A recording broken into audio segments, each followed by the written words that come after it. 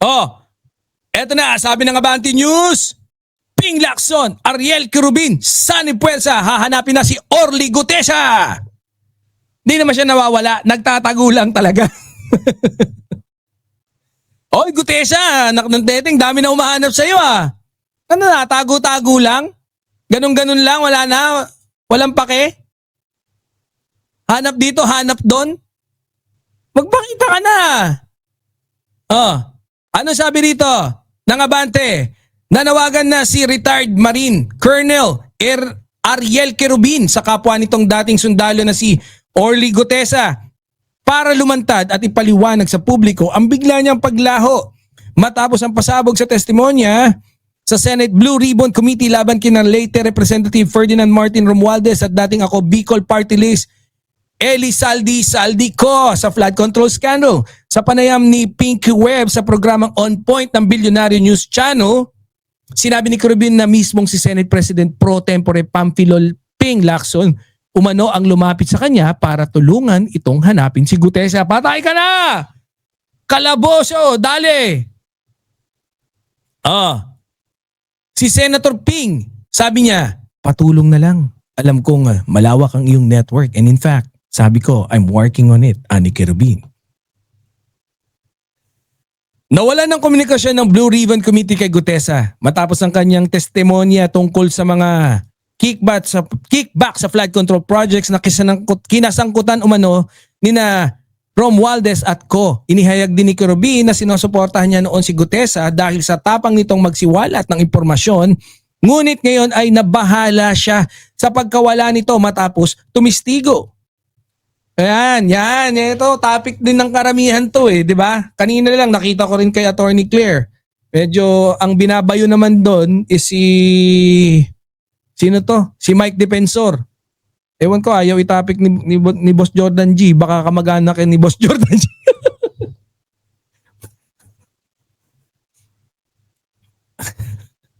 Ito si Mike Defensor, no? So, ayan nga. Hinahanap na. Marami naman na rin kasi naghahanap. Hindi lang yung mga taong bayan, mga kapwa niya, yung mga politicians. Hinahanap na siya. Hinahanap na siya ng dating nung DOJ pa si Secretary Boying Rimulya. Ngayong ombudsman na, mukhang dadalihin ka na rin. Ito rin si hinahanap ka na. Si Senator Pamphilo Lacson, si Marcoleta. Ang dami nang umahanap sa'yo. Pag yan, di ka pa nakita. Ang matindi niya, pag hinanap ka ni Magalong, dali ka. Ang galing na investigador nun Sabi niya.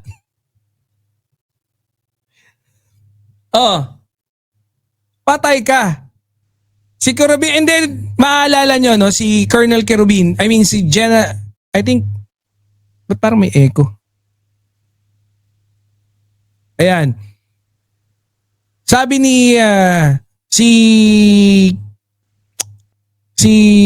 General Quirubin din, yung nagsabi, no, retired General Quirubin, siya yung nagsabi na parang affiliated, no? Si Magalong, yan. Dun sa ko. Kaya, eto ngayon, paano yan, no? Hinahanap ka na. Diyan, ba't kasi bigla ka nagtago? No? Mamalay-malayan natin baka kasama ni ni Bantag.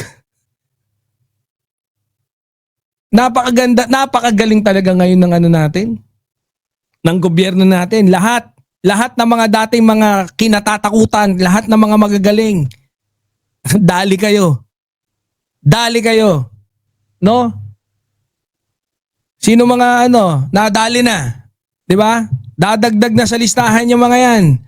Etong si Gutesa, sa tingin ko, eto yung magkakabit kay Marcoleta diyan sa mga katiwalian diyan. Nako, umanda ka na, Marcoleta. Sa akala mong ikakabokya ng ni Saldico at saka ni dating Speaker Martin Romualdez, mukhang ikaw pa madadali dito. Parang napipinto, no? Na medyo gusto nilang i-disbar ka at hanggang sa I think meron pang issue na pwede ka daw kasuhan. Hindi kasi although abogado yan eh. Malakas yung lusot niya. Pero kung siya, etong si Mike Defensor naman, eto factory ng ano eh. Factory talaga eh. Factory ng mga witness. Kailangan nyo ba ng witness? Mike Defensor! Pasok! Oh. Diyan na nagkandaloko-loko. Ngayon, dapat, pero mali si Senator Pampilo Lacson. Ang sa tingin ko dapat, Senator, ang iyong kinausap si Marcoleta. Sana binulungan mo na. Panot. Senator Marcoleta, baka pwede namang ilabas mo na. Wala na, direkta-rekta na. Sana nirekta mo na. Hindi mo na pinatutsadahan. Oh. Doon sa mga interview nila Marcoleta, doon lang malalaman mo na kung ano ugnayan nila eh. No? Doon lang sa mga sila na mismo magbubuko sa sarili nila, lalong-lalo na sa mga kasinungalingan ni Mike Defensor. Pero mo 3,000 daw na ektarya sa loob ng malaman-laman natin 200 plus 250 hectares lang pala yun. Yung 3,000 na ektarya, grabe, mas malaki pa sa Makati. Oh. 2.7 lang yung Makati, may 300 pa.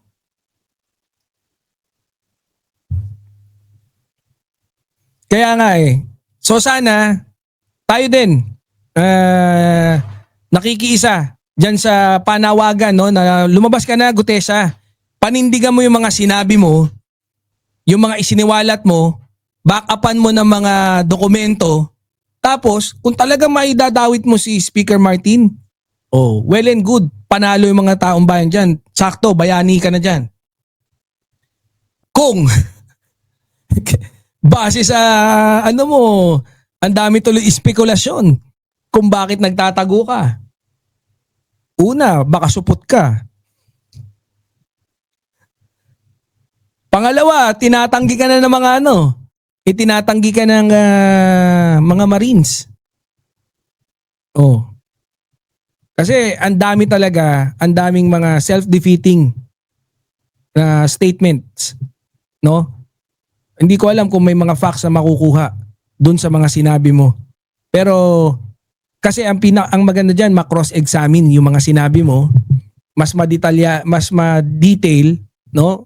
Eh wala namang problema. I think yung ICI, ano lang yung pakikipag-meeting mo eh. I think in private, no? Eh kaya lang di ka sumipot. Even with the DOJ, ang problema hindi ka sumipot. So kami din dito sa Birahan PH, no? Kaisa kami nung nila Senator Pampilo Lacson na nananawagan. So kung yan nakikita nyo, asa yung picture? Labas natin picture. Ito kung nakikita nyo po to. Hinahanap po natin to si Orly Gutesa. Ay, sino? Hindi pa. Sorry. Wala ba tayong Eto. Nadamay pa si Manong. Hindi ko. Nadamay lang si Manong. Pasensya na. Sorry naman. So ayan kaisa nyo kami, no? So kami dito sa Birahan PH na nanawagan kami, no? Ilabas nyo na si Gutesa, Marcoleta. Kung hindi man ikaw, sigurado naman na ikaw ay alam mo kung nasaan. Ilabas mo na rin. Oo. Ma'am Lola, mali. Hindi pala. So next topic tayo, para at least masapawang agad natin yung mali na yun. Ha?